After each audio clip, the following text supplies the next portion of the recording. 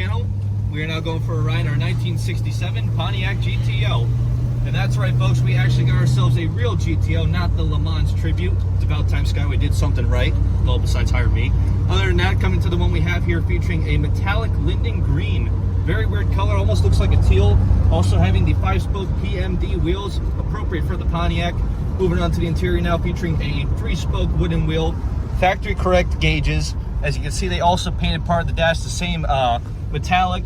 Also that you have an added 2-knob retro sound radio, added aftermarket gauges on the bottom to give you more of an accurate approach.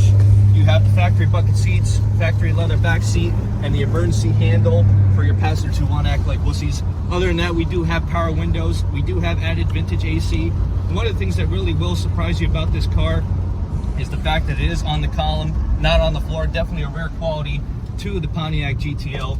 Other than that, moving underneath the hood, featuring a 400 cubic inch motor. Actually the YS code of the Pontiac, which is a good motor to have. Single carb, Mickey Thompson valve covers. Other than that, it has stock manifolds but a Flowmaster exhaust. Going up the road now, she's running a little smooth. Of course, today is cold as heck in Florida. As you can see, the windows are all foggy, not to having a good time, but the fact that it is too cold down here and I want to go back and sit in a nice heat. Other than that, now we're just going to get turned around and up on the lift, so stay tuned to see the underneath.